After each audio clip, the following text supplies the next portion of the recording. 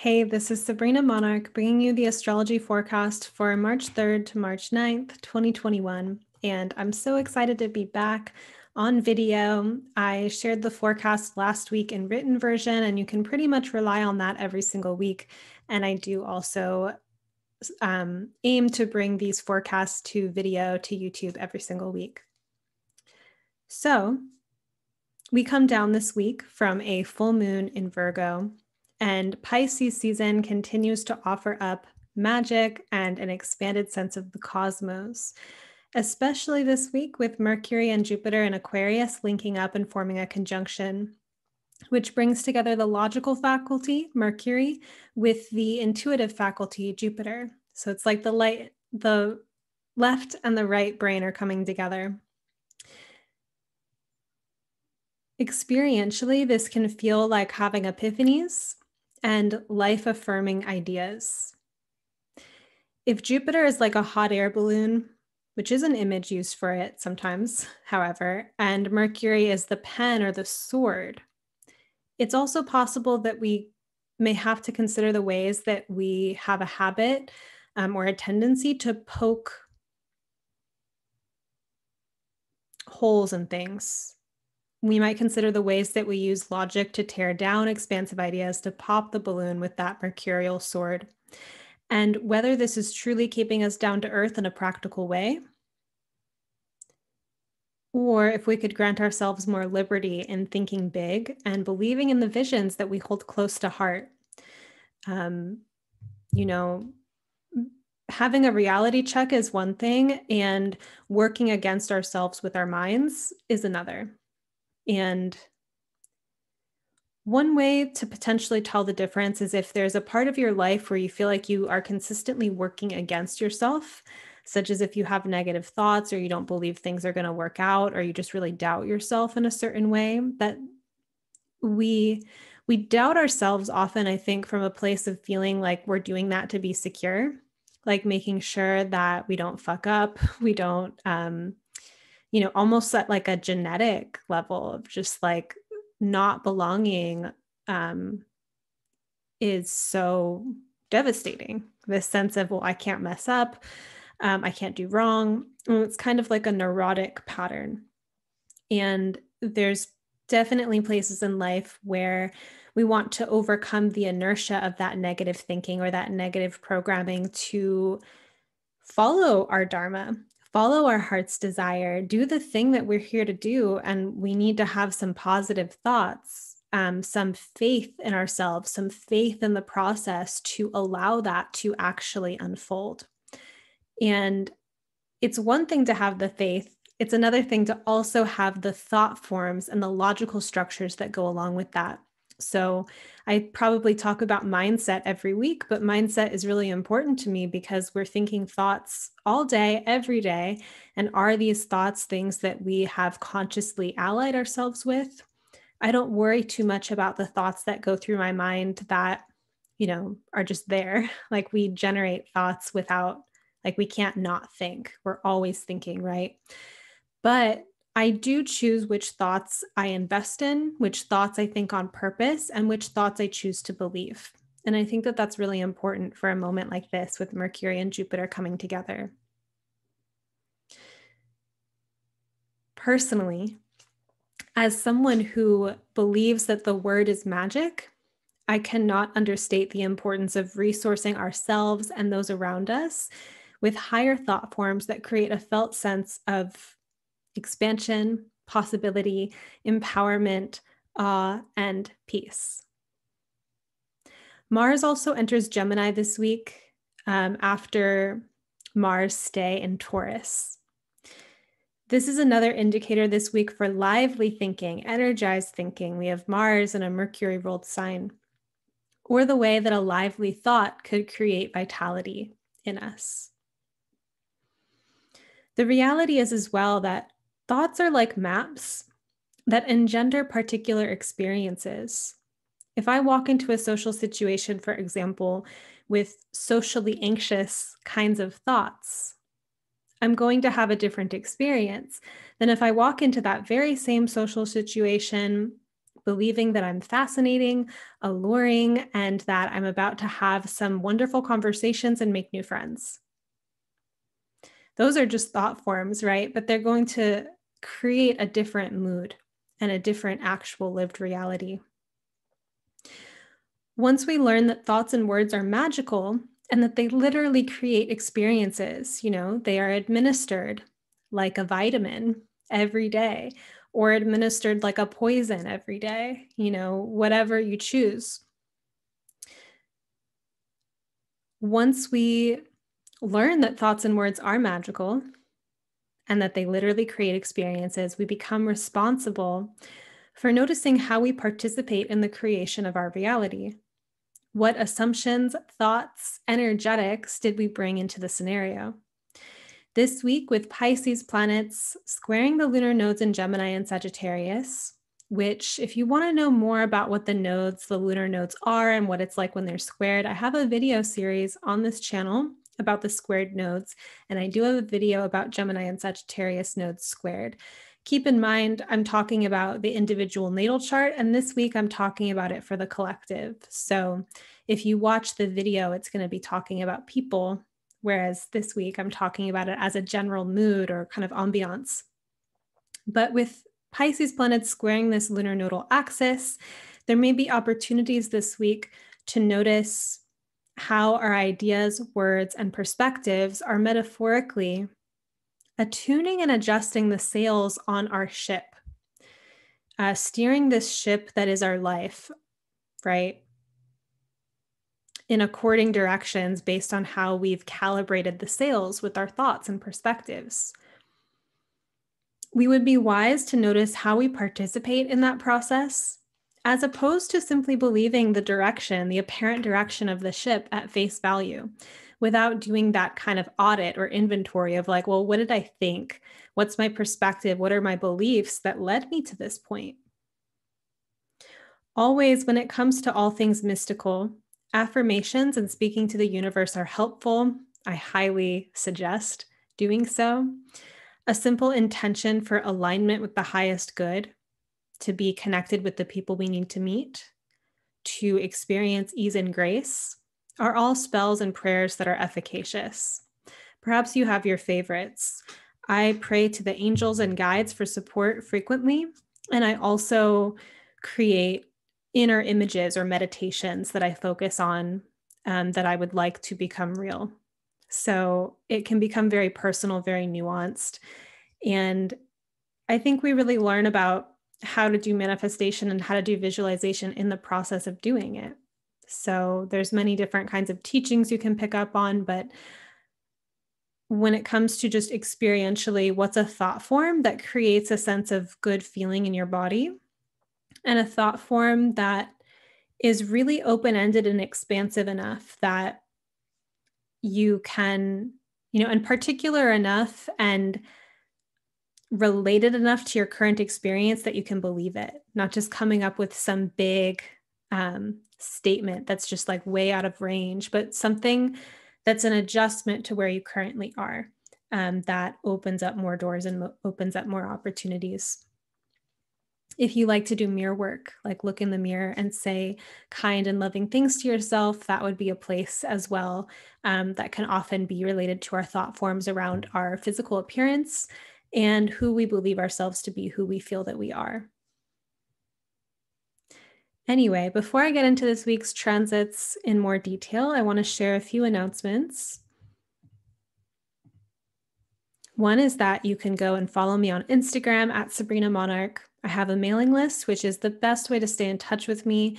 You'll receive the forecast to your inbox in written form with the link to the YouTube one and that in it as well. And it's also the place where I announce when my courses come out and when my astrology readings open, my books open. I'm so excited to share that my Evolutionary Astrology Intensive, the next dates for it have been announced. It will be happening again May 10th to August 15th, 2021. This is a course It's a several month-long course that goes over the foundations of evolutionary astrology from a really depth, nuanced, and really embodied perspective. Like, how do these archetypes actually show up in your life? How can you connect with them, form a relationship with them, and learn how to read these different layers and parts of astrology to be able to analyze charts from the evolutionary astrology perspective. Evolutionary astrology is a form of astrology that looks at the natal chart from the perspective of the soul's ongoing evolution. So this involves karma, dharma, reincarnation, what you've brought into this life, what are your patterns, what are some of the personality structures. I know that's like a very weird way to put it, but literally personality structures that would help create expansion in your life, personality structures that are part of your dharma or help to balance out the intensity of focus that you've already developed in the past. So of course, it's a deep dive into that, and we unpack that quite a bit. I'm leaving a link for a podcast interview that I did on the Bad Astrologers podcast with Amelia Quint, where I talked about what evolutionary astrology was. And I just love this interview so much. And I feel like it's a really good opening into what this class is like, what evolutionary astrology is. And I'm also leaving the link to the course page itself, so you can check that out and you can enroll. Magic of the Spheres podcast. You may be listening on the podcast if you're not here on YouTube right now. But no new episodes this week, but I'll be back soon. I'm still collecting some interviews behind the scenes. And I want to say as well that I'm going to be opening my books fairly soon. I'm in a move process, so I just have some moving pieces in my life to take care of. But my books are currently closed. I will be opening them somewhat soon. And I also do mentorship and coaching. And if you'd like to inquire about that, or you just know that you want to work with me in that way, you can email me at sabrina@monarchastrology.com. Okay, back to our week. On March 3rd, 2021, Venus in 7 degrees of Pisces will sextile Uranus in 7 degrees of Taurus at 6:18 a.m. Pacific. This transit could signify the potential to feel a surprising amount of emotional connection and depth in our relatedness with self and other. That comes from revelations in receptivity. I think of receptivity as an inner mystery. The process of learning how to become more receptive to that which we desire is a discovery. Sure, we can want something. We can want something so badly and we don't have it, and we don't know why it's so hard to have it or so hard to experience it. And we're going after it and, we want it, we lack it. That's not the same necessarily as receptivity. Receptivity is quite vulnerable in some sense, and it's also really opening to certain sensations, like opening to the sensation of emptiness and longing, opening to the willingness to receive. And that is something that I feel like is a very felt, embodied process, not necessarily as mental, though I do think certain thought forms might have more of a fertile or receptive kind of quality to them. Pursuing and going after something is different than allowing it in. Both processes make up the yin-yang duality. Along a process of manifestation, we both have to take inspired action, so move outward, and prepare ourselves imaginally, energetically, and emotionally for that which we desire to land in our realities. So consider if you have a balance with both parts of those things in your experience, the external kind of inspired action and the internal allowing and receptivity for that which you desire to actually land. When it comes to your desire, are you honest and in full ownership of those truths about yourself? Can you feel openness around it? Or is there still an amount of contraction around the desire? What would help you relax and soften into your desire and receiving it? If we want to talk about an example here, money is a good one, where everyone has some kind of psychological process, some kind of psychological baggage, even with money. And when it comes to desiring money, there's stories around that of like, well, bad people have a lot of money. Therefore, if I have money, I might become bad, or I feel guilty. Like there's going to be some things that make us not actually that receptive to wealth. And figuring out what those blocks are and clearing them is part of the process of becoming receptive to wealth, right? Similar thing with romantic love, always wanting someone unavailable. It's like this abundant receptivity, you could say, towards the person who's unavailable, and yet not actually feeling that receptive toward the person who is potentially available. And so at an energetic level, it's like not being receptive toward requited, fulfilled love. So we might want something, but we have to look within to see if we actually have the energetic structures inside of us to openly, with open arms and an open heart, receive that thing.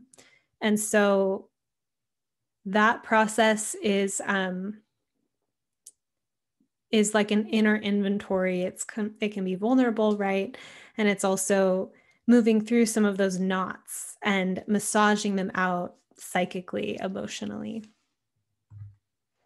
Mars enters Gemini that same day at 7:30 p.m. Pacific. Mars will stay in Gemini until April 23rd, 2021. Mars transit through Gemini will see trines to Saturn and Jupiter in Aquarius, as well as a square to Neptune in Pisces, which we'll discuss those transits later as they occur, but I did keep them in mind while I was writing this. Mars in Gemini brings together strength and agility. I think of the acrobat or the aerialist as an image for the Mars in Gemini athlete. In a broader sense, Mars in Gemini can be an invitation to be clever and swift in our course of action.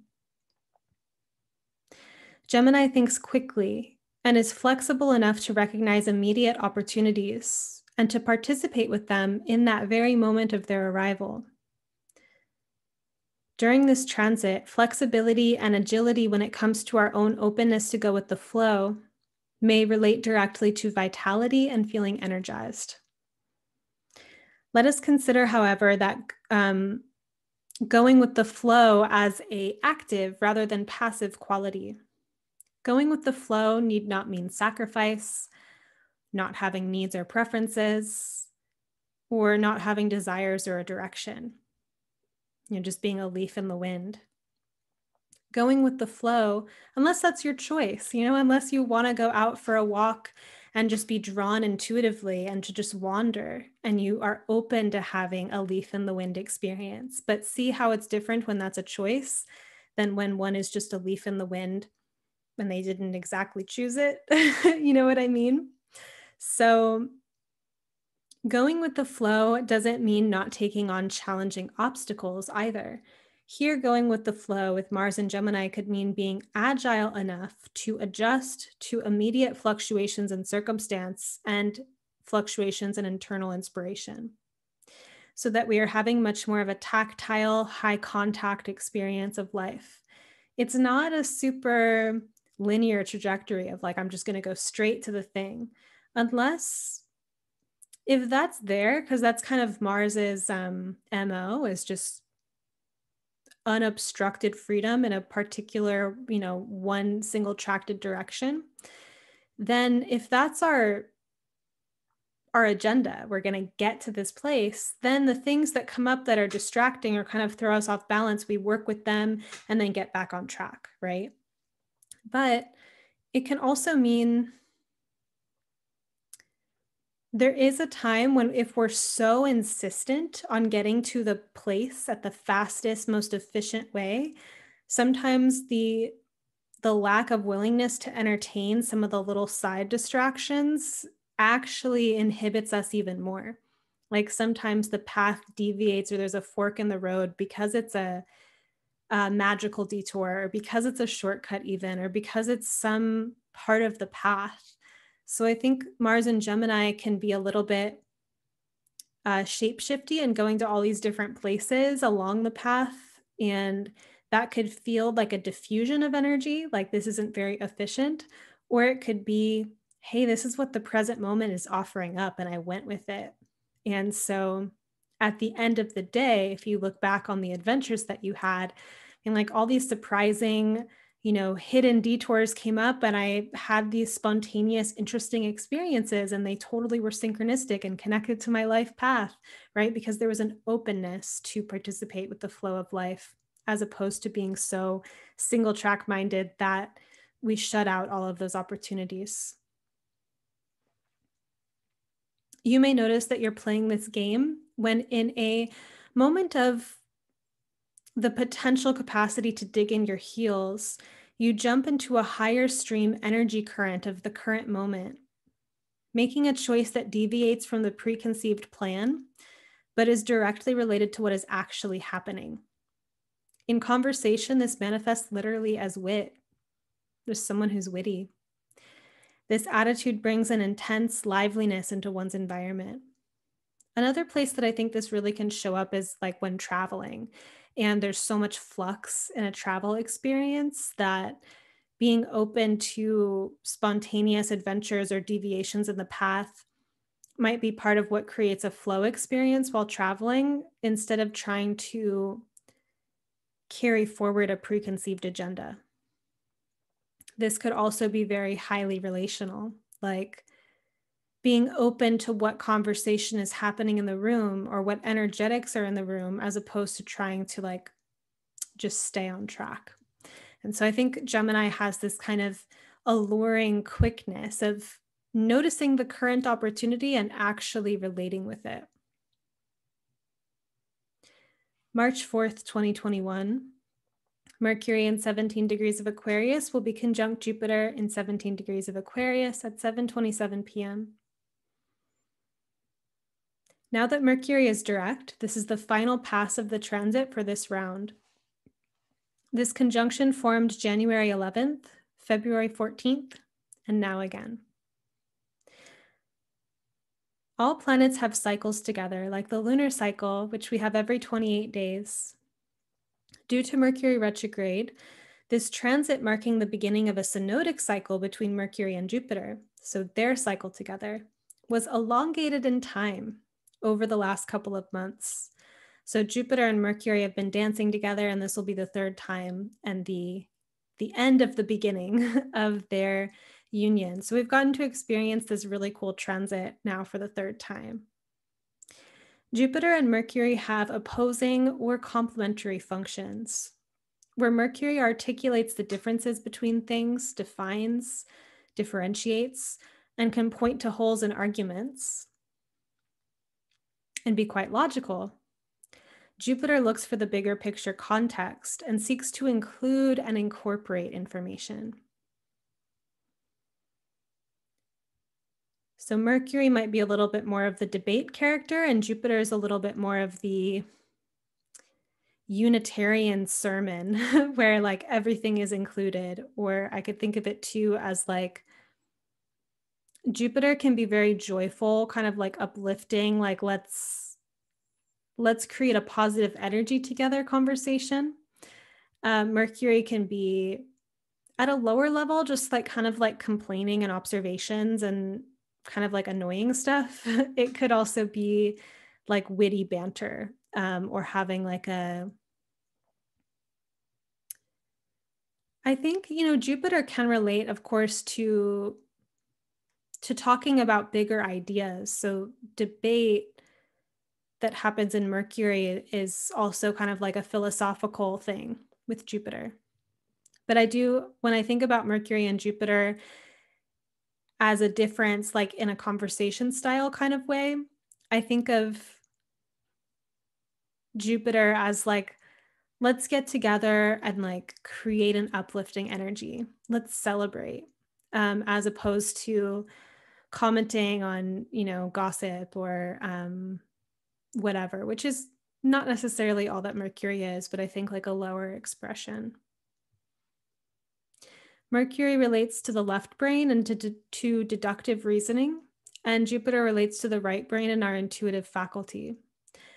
As the two come together, some left and right-brained activities can feel merged in our experience, such as seeing the whole system or the bigger picture in the smaller details.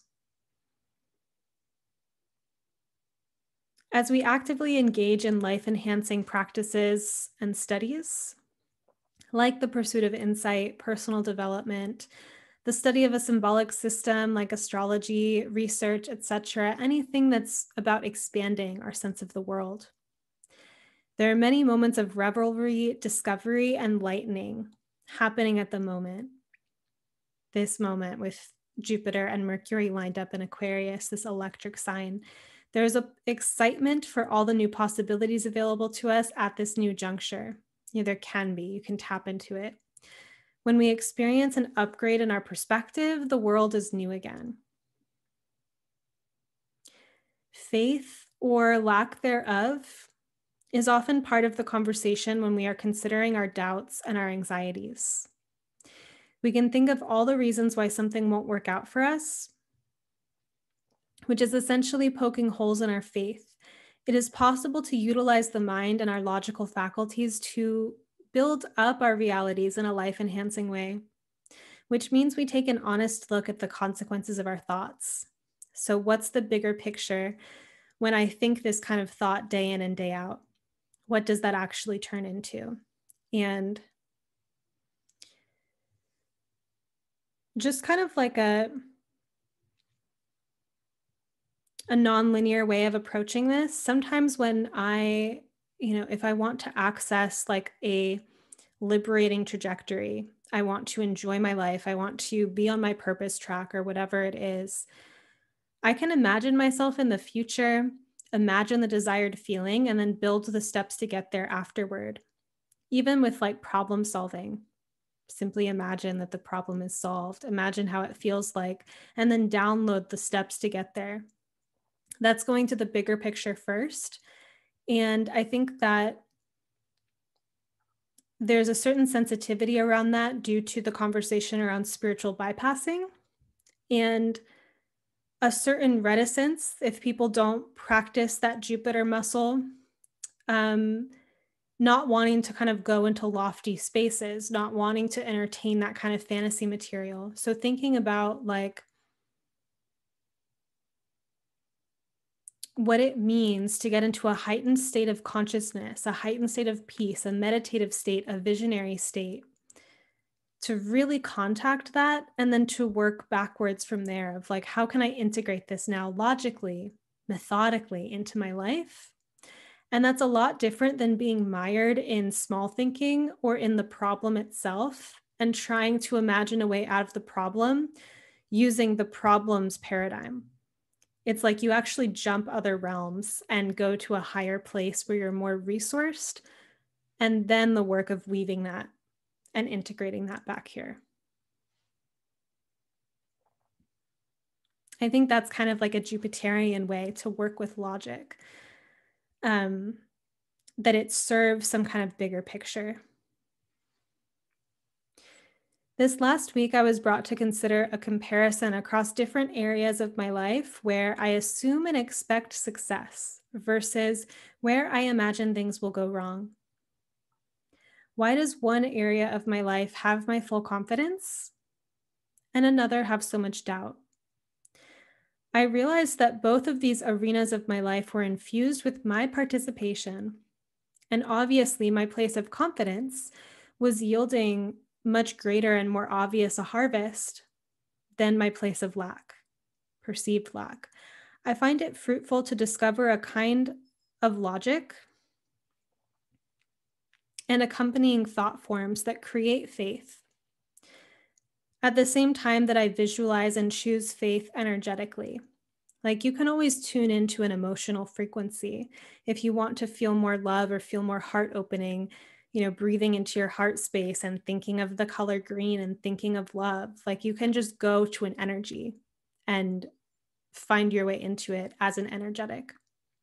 So faith is the same way. Like, instead of worrying about the details about how things are going to work out, going to a place of trusting life and building that spiritual muscle. It's a resourceful place to go emotionally.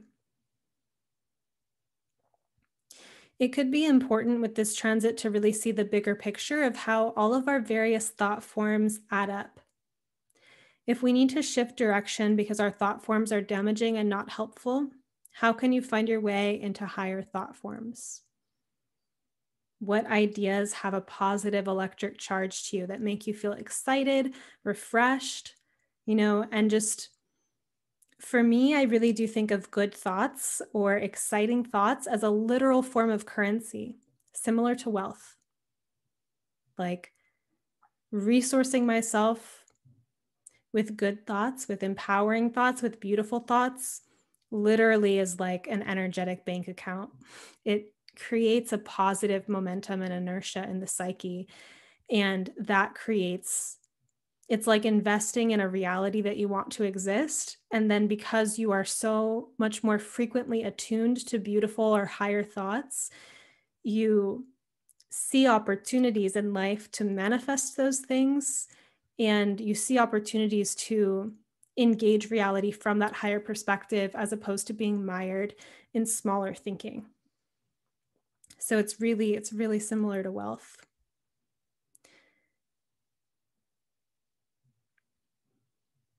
I started to feel this way actually because of my early studies of manifestation, where the idea that this physical concrete reality is a physical manifestation of past thoughts and feelings. So if you tend toward higher states of emotional well-being, that you manifest realities that reflect that. I realized that every time I chose, a positive mental state, or I found my way into it, or I created pleasure and joy and expansion as an experience, that it was adding up to a result over time, similar to putting money in the bank and saving and having savings that comes from that.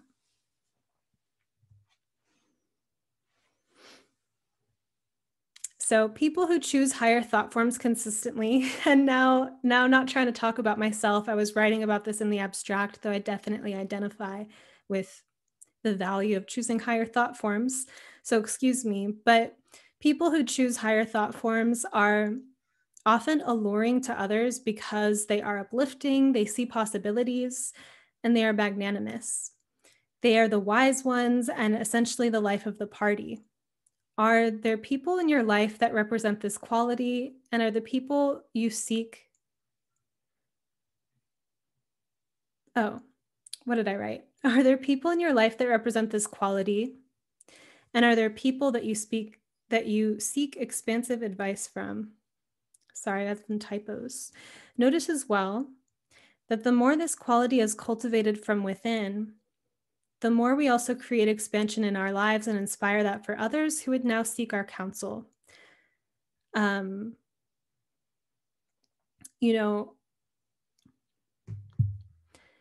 It's just a kind of having a positive perception or an expansive perception isn't just something that a person inherently has necessarily. It's the added up over time result of a habit mentally. So thinking about that, it's like you can tilt the ship, you can tilt the sails into this direction by choosing higher thought forms as often as possible. Someone who is trying to lucid dream, for example, may have a habit of looking at the back of their hand to create this habit throughout the day of, am I waking? Am I awake or am I sleeping? So by being mindful of what we're thinking and asking the question, like, is there a more expansive way to look at this? Can I choose a more benevolent, more compassionate thought? Can I choose a more exciting thought? That habit is ego dismantling because we can no longer, just keep identifying with thoughts that we, have identified with for whatever reason. And notice that we're choosing these thoughts every single moment. And is there another higher option? There's plenty of negative programming and conditioning from reality and from our personal and collective trauma. There's a lot of negative programming out there, a lot of trauma-based programming.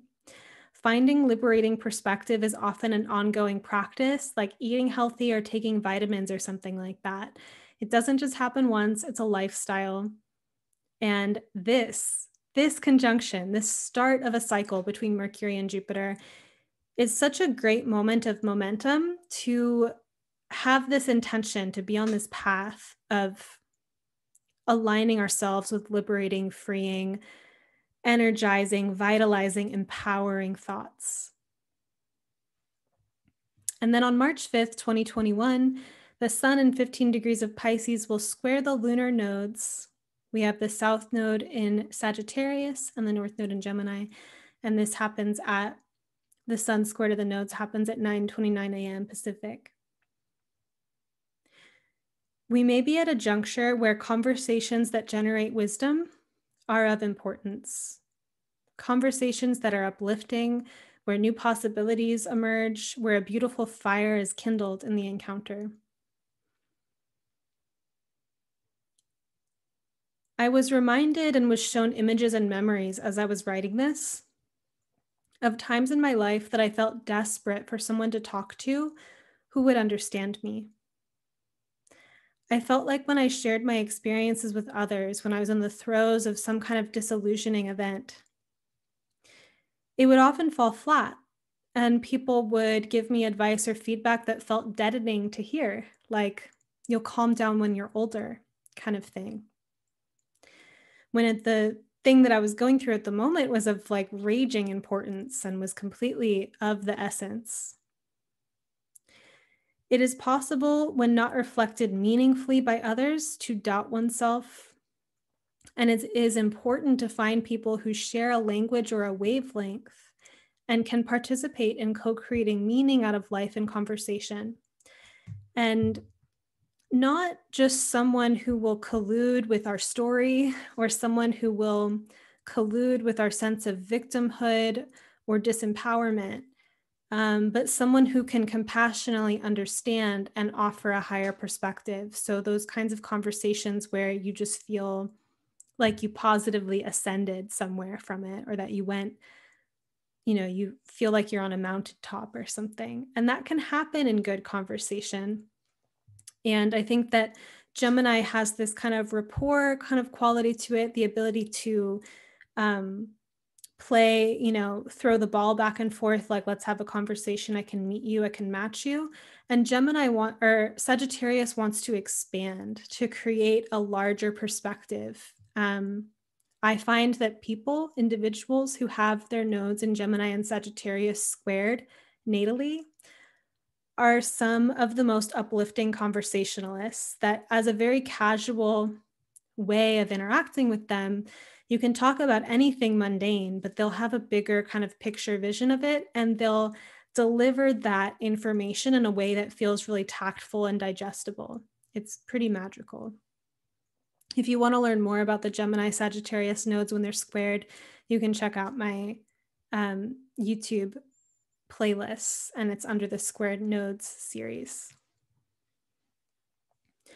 Along the Gemini Sagittarius nodal axis, there is a lesson that when in the lack of knowing, quote, knowing, that we find in Sagittarius. So Sagittarius wants to know, right? And often does. But let's say we don't. It's often best to lean into curiosity and to ask questions. When in doubt, ask questions, rather than posture as though you know. Sometimes knowing emerges because we've collected more information, or we've invited others to find the answers themselves by asking them meaningful questions. Internally, this could also mean that instead of jumping to a conclusion that feels deadening in our hearts, like we have this story and it just sucks, the story that we have, we can ask if there's another angle to look at our situation through, such as in prayer, meditation, and conversation with a person who we feel inspired by. If you want to learn more about the Gemini Sagittarius nodal axis when it's squared, I have a link, or I have a video about it on my YouTube. The video, as I was saying, is about this in people's natal charts, but keeping in mind that we're in this moment in time for the collective that reflects this theme. On March 9th, we have another Pisces planet, Venus this time, square the nodes of the moon in Sagittarius and Gemini, all of them still 15 degrees Pisces, south node and north node, and 15 degrees of their signs at 9:08 a.m. Pacific. There may be an importance at this moment of checking in with our assumptions about other people that paint other people as static, predictable, or that we already know them. In our current ongoing friendships, partnerships, and relationships of all kinds, we might aim to keep a fresh and curious mind about others and to engage them as though we still are perpetually getting to know them. If our relationships with others have grown too theoretical, such as we engage people in our heads with our stories about them and our own stories about ourselves that, and about reality that get in the way of true relating, this would be a good time to notice that. How might we shift into a greater embodiment of the experience of connection and relationship? What kinds of conversations create room to clear the air and cover new ground together? So it's not the same old status quo kind of conversation, but something that opens up a new door.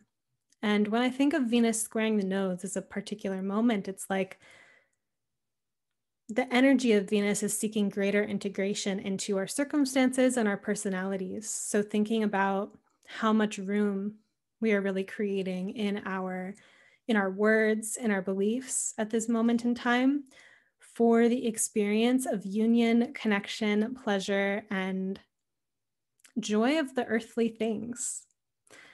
And with Venus and Pisces, definitely that all-encompassing, love of all things, love of humanity, love of the animals, love of the plants, love of the earth, a very sweet, expansive, indulgent Venus, definitely. And I don't mean indulgent in a bad way, too. I think it's wonderful to have that expansive and experience of love. And that energy is kind of like hanging in the balance right now, waiting to be further integrated into our lives. And the way that we can integrate it is through our words, thoughts, beliefs, conversations.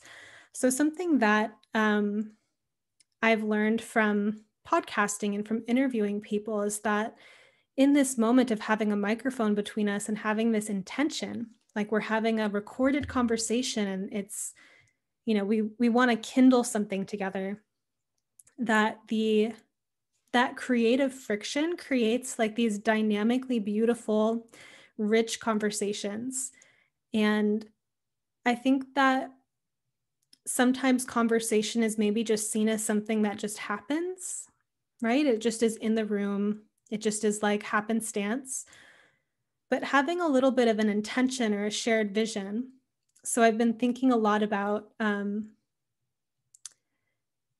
for me, like I personally get annoyed if I'm in a group of people and everyone's complaining, because I believe that words are magic. And while I want people to be able to have their experience and feel heard and to process stuff when it needs to be processed, sometimes complaining just feels like a lot of chatter. And I'm like, hey, we're all here together. There's good food. Like, can we just celebrate, please? Can we talk about what we're grateful for? Can we create a luxurious energy right now?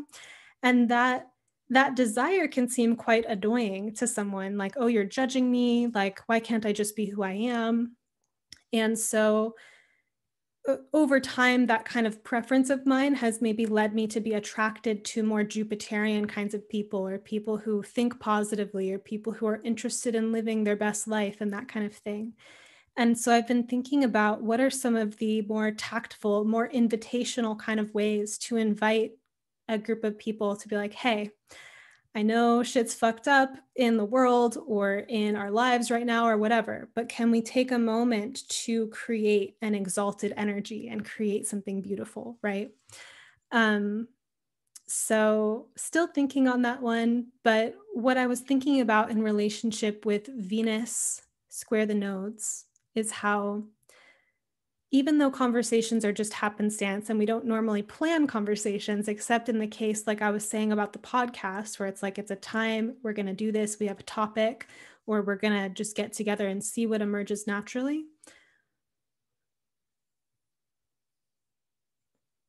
What are some opportunities to create enough of a container or enough of a set and setting around our words and around our conversations with others to allow some kind of transformative, beautiful experience that's Venusian to emerge? So I'll leave it there. I got excited thinking about that. And definitely, yeah, still thinking about how that applies. It's an active meditation for me. Thank you for listening. Let me know what you think. I forgot to say at the beginning to please like this video and leave a comment. Maybe in the spirit of this kind of Jupiterian conversation, to leave a comment about what is really exciting and alive to you right now, what's bringing you a sense of joy, and knowing too that as you answer that question, that it brings it to the surface, and it also lets other people have beautiful things to meditate on as well. So I would love to hear what is giving you life right now. Thank you for listening.